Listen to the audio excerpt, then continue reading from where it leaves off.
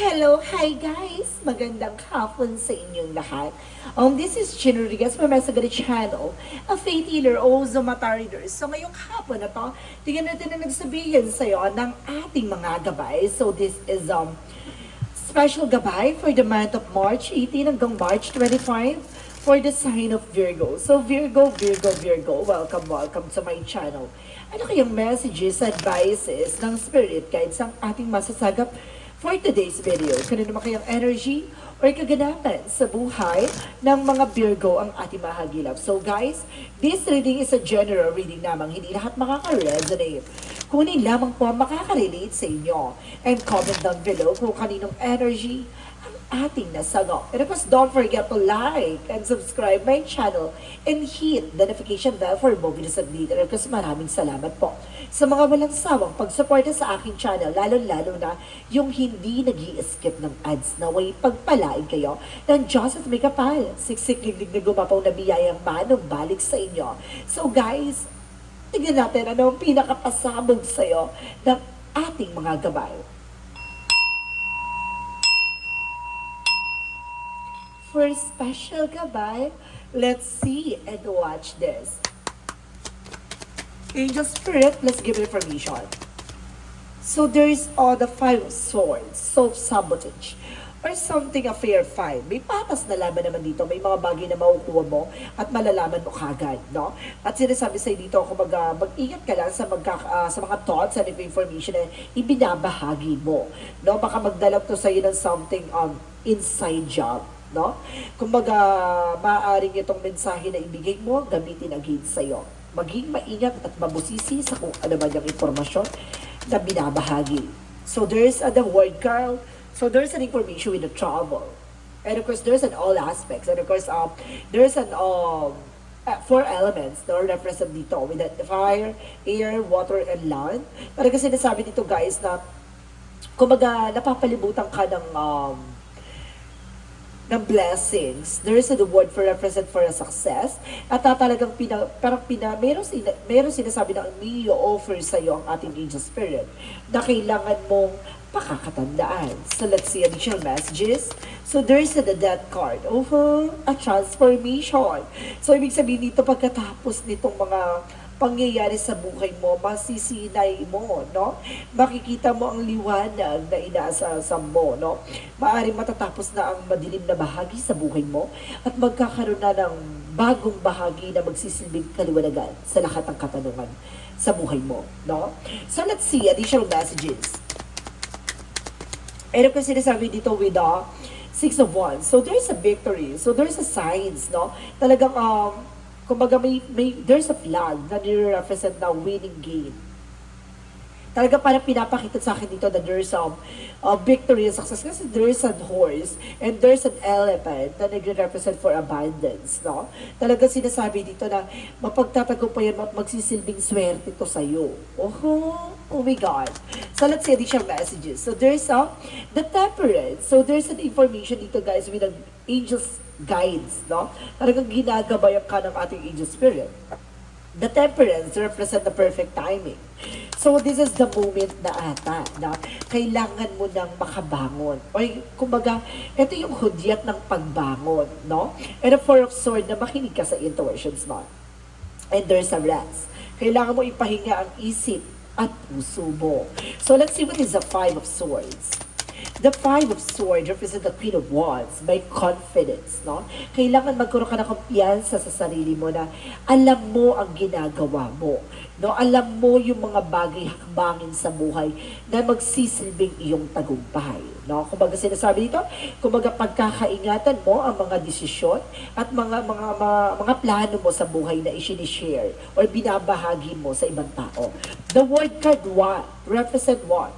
So there's a Queen of Cups for healing. So talaga sinasabi dito na maaaring pagalingin ang iyong karamdaman sa anumang uri ng kasakitan, no? Talagang kung ano may mga pinagdadaanan mo, maaari ka nang gumaling sa iyong karamdaman. The word refers to the 4 elements.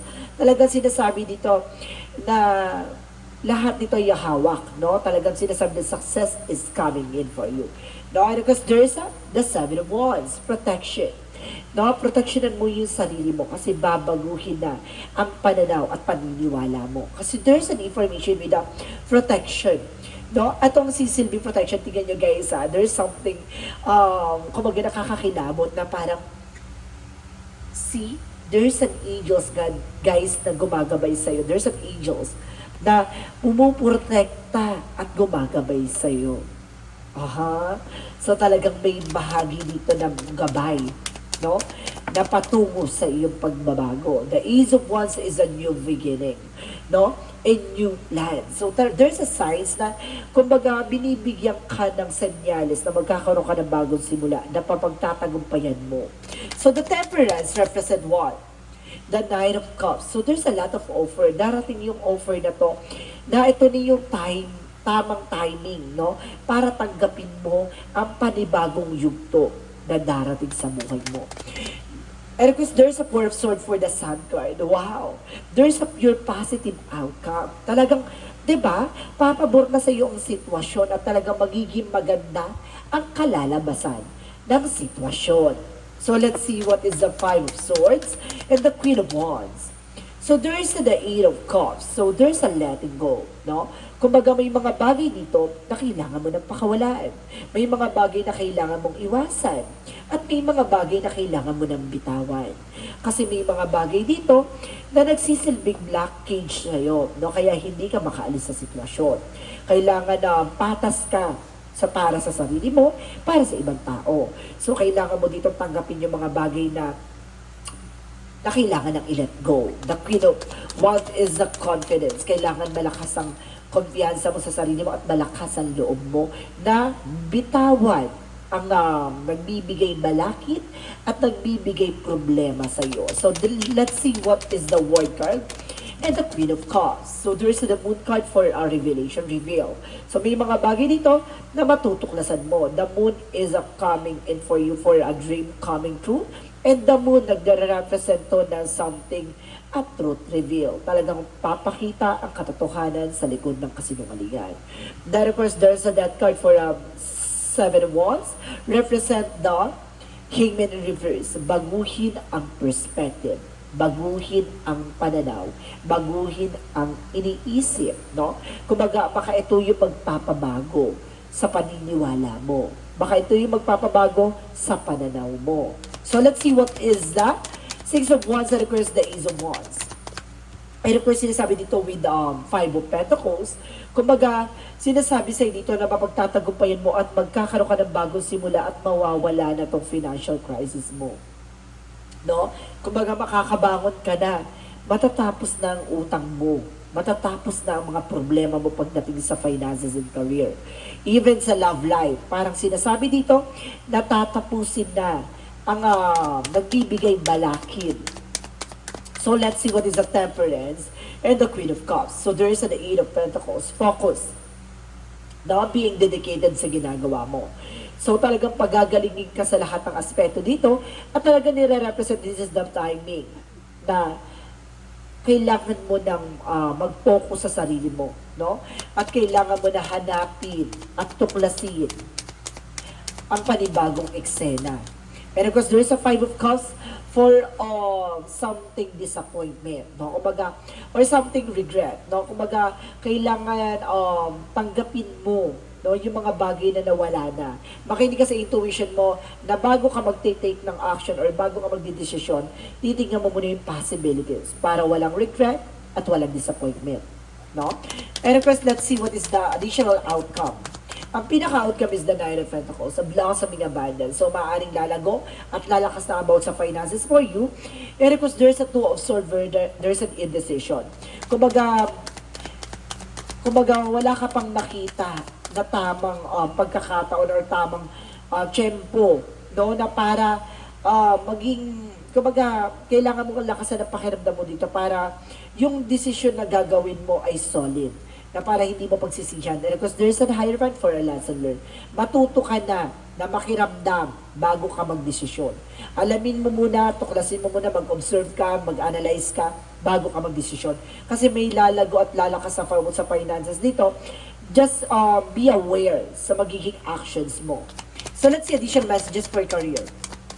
Sa career mo, there's a Knight of Cups, wish fulfillment. So may mga bagay na matutupad na pagdating sa career. And because there's the King of Cups for devoted, supportive person. May taong sumusuport at gumagabay sa'yo dito. I think angels, kumbaga there's a guidance, no? There's an ancestors na gumagabay sa'yo para matupad yung mga pangarap mo. So let's see additional messages for love life. Sa love life mo, there is the high priestess. So there is a hidden agenda or hidden enemies with the Five of Wands. So see, kumbaga talagang sinasabi malaking factor talaga pagdating sa relasyon ang nagbibigay komplikasyon ang mga nakatagong lihim or may mga lihim na inggit at galit sa'yo. No? Ito yung nagbibigay komplikasyon with the Five of Wands. No? Let's see, ano yung magiging solusyon, no, para matapos ang balakid at problema pagdating sa love life.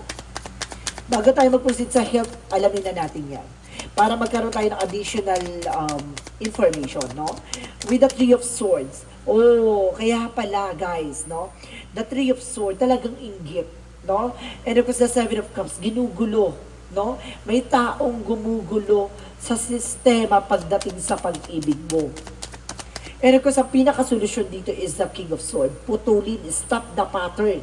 No? Kumbaga, alisin, waksiin ang nagbibigay ng problema or blockages. No? There is a Two of Wands by choices. No?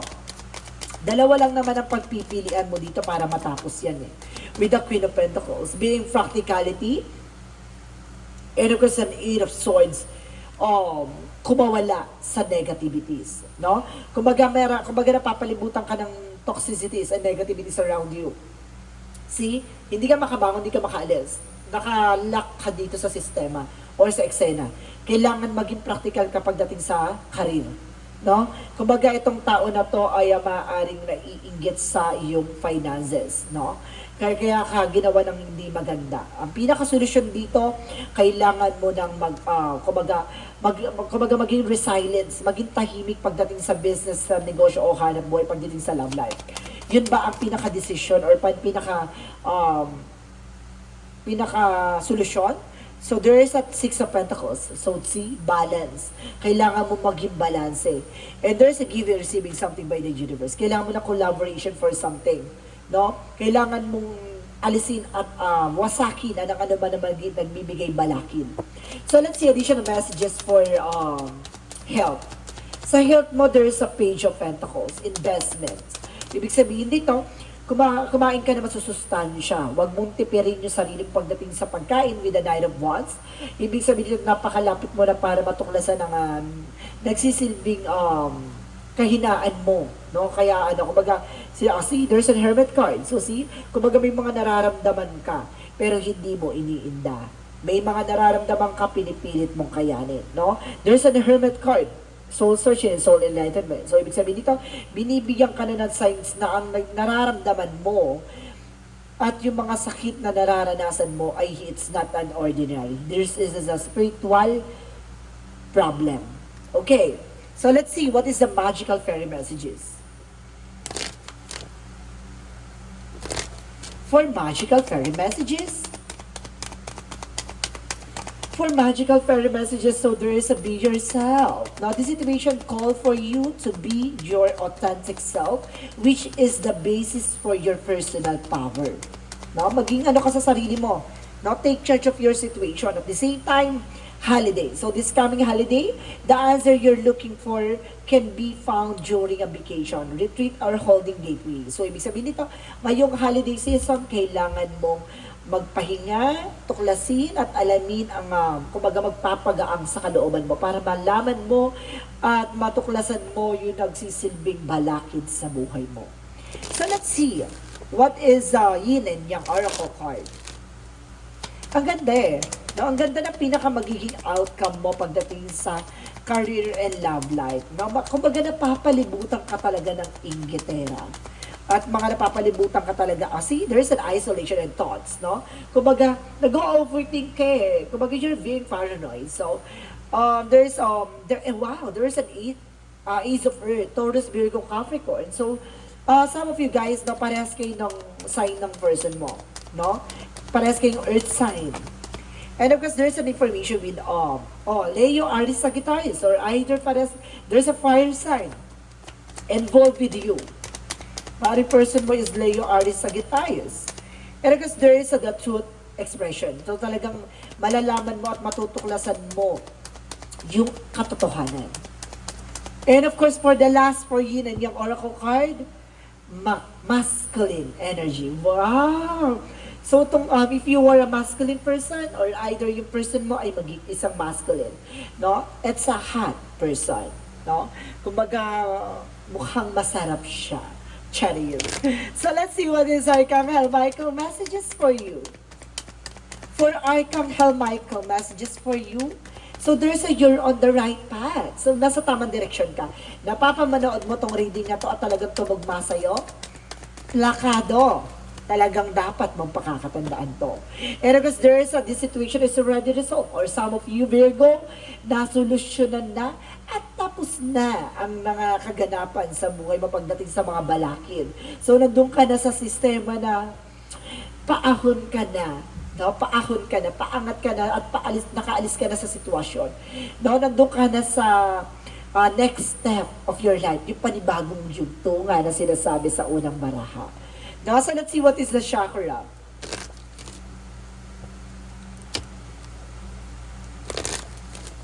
So let's see what is the chakra messages. So there's an expansion. Ito na nga, nandun ka na sa part na papalawakin na. No, ang iyong finances, love life, and career. And of course, there is grip, no? Kumbaga, wag mo pang hinayangan or wag ka magsisi sa kung ano man ang nangyari sa nakaraan. It's an opportunity to learn. And there's an information with of self-worth. Dapat alam mo yung grounds and of course yung worth mo. And there's an oh my God! Talaga sinasabi na there's an insecurity. May inggitera talaga, guys.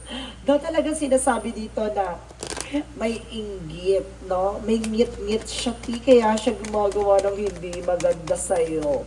No? And there is an information with flowers. Don't you worry, kasi kaya na naman gawin niya, no? At mamumulaklak ka. Diba? At madidiligan ka. And of course, there is an information with the nutrition. No? Kumbaga sinasabi sa'yo dito, guys, na kumbaga busugin at kumain ka na masusustansya, no? Para walang maging problema sa iyong health. So let's see what is the Monsology. For Monsology, work through your fears. Alisin mo yung takot at pangamba mo. And of course, additional messages. So there's a bring love in this situation. So mamahalin mo na ang sitwasyon. And you are good enough. Nakasapat ka na daw. So let's see what is additional messages for this energy.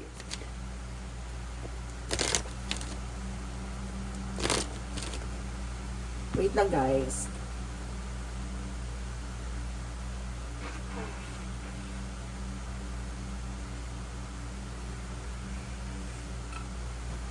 Okay. What is the energy is talking about?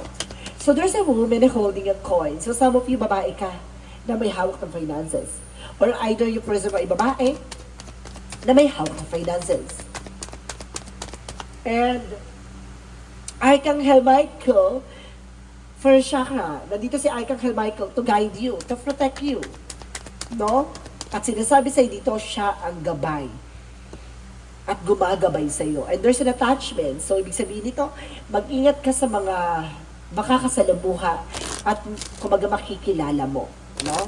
Baka sinasabi dito there's a mascara na baka there's a false mask na nagpapanggap or impostor.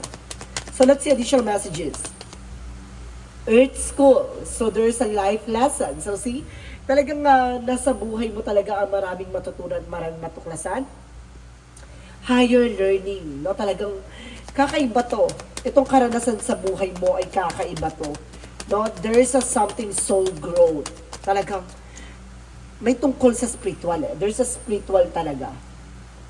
So let's see additional messages for Angel Spirit. And there is an information with the growth. See? There's a soul growth and there's a growth and expansion. no? Kumbaga pinapalawak at pinapalaki ang iyong consciousness and awareness. And there's a guilt. And some of you guys na may insecure na may galit pa. Diba? Ambisyosa. So let's see what is Arkanghera pa. Kakaiba tong ano mo ha. Yung taong naiinggit sa'yo, may galit pa siya. And of course, there is change physician. So, kailangan mo magpalit ng albularyo or kailangan mo magpalit ng doktor. No? Kung nasa hospital ka or something na may nararamdaman ka. No? Kailangan mo na second option and there's a stay positive. No? Palagi dapat positibo. Iwasan mo mag-isip ng mga negatibo. So, let's see what is Arkanghera pa. Romance angel. So, there's a requited love. So, parang nagkakaroon ng something boring. No? Or parang biglang nagbago ang yung pagsasama or yung pag-iibigan ng person mo. No? Parang it's not enough attraction or chemistry to keep this relationship going. Parang nagkakaroon na ng kasawaan. Or nagsasawa or something. So let's see additional messages for Angel Spirit. So there's a third eye. See? May third eye ka or either may kakayanan kang makita or masilip ang hinahanap. And there's a support by angels. So I told you, so guidance. May gumagabay sa'yo, angels is here. At the same time, oh my God, psychic abilities. Oh my God, ang ganda ng reading mo guys ha. There's a psychic abilities and there's a third eye. Guidance support. Ibig sabihin dito, pinapalawak talaga ang iyong spiritual. No? Oh my God, there's a spiritual activation. I told you so. Ayan oh, my God, spiritual activation. Oh my God, ano to?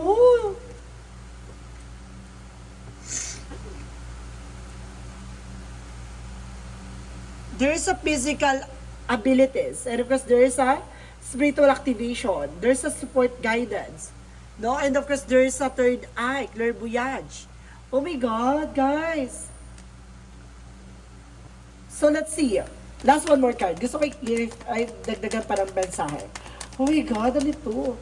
And there is a balance. So ito yung pinaka-powerful. Kailangan mo maging balance eh.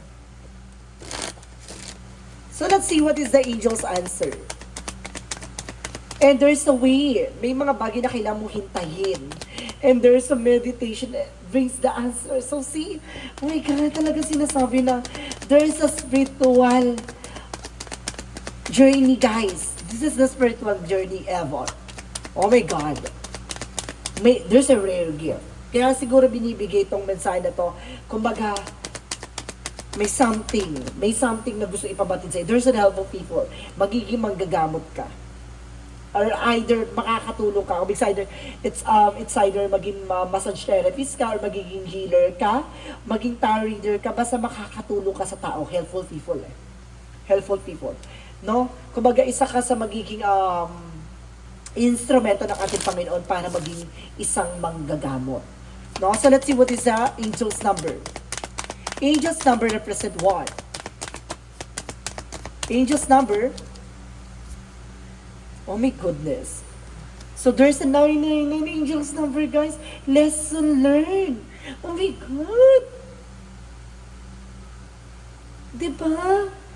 Diba? Parang sinasabi talaga na ito yung resulta. This is the result and benefits and reflection sa lahat na nangyayari sa buhay mo. Sige, alamin natin to ha bago tayo mag-proceed for Jesus loving quotes. Take stock of your accomplishments and how you arrive at them. This is the reminder to maintain optimism and drive towards your goal. Maintain your momentum and know that the powers of heaven have your back and you made it and the reward goes to you. My God! Talagang di ba? Binibigyan ka ng kakayanan at binibigyan ka ng kaalaman ng universe. Kaya siguro guys, no? Kaya laging sinasabi dito na you need to take an action, na it's all about spiritual. On the first place pa yan ever since, no? Kumbaga, lahat ng mga nagiging cards reader natin dito guys, na nakaka-resonate about sa spiritual, no? Kumbaga, mayroong lessons na kailangan nyo matutunan. Kaya hindi kayo makalis sa situation. Kaya hindi, kumbaga, paulit-ulit itong nangyayari dito sa reading natin na yun. Ito yung pinaka-powerful na mensahe na magbibigay pang-unawa sa inyo na kailangan nyo solusyonan. Kasi mayroong kayong matututunan dito at mayroong kayong malalaman na kumbaga, mapanghahawakan nyo na magagamit nyo sa hinaharap. No? Kumbaga, kailangan nyong tapusin yung problema na yun.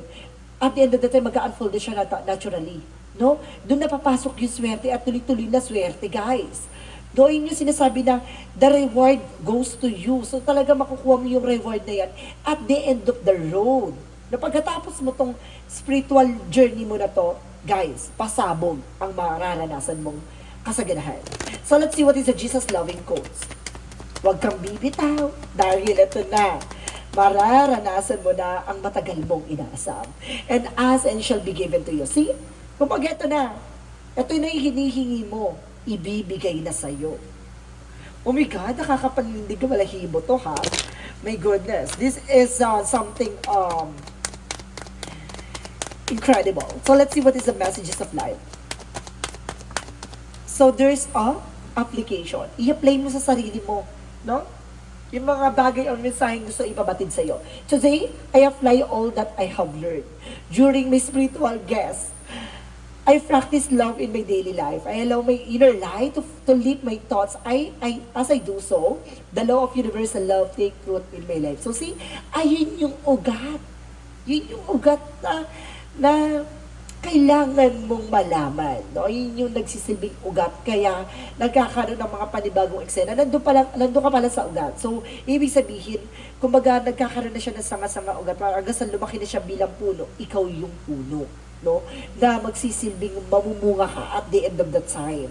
So, yun yung kailangan mong pakakatandaan na itong mga bagay na kailangan mo matutunan ay kasama sa spiritual na karanasan na dapat mong pakakatandaan. So, guys, this is special gabay for the month of March 18 hanggang March 25 for the sign of Virgo.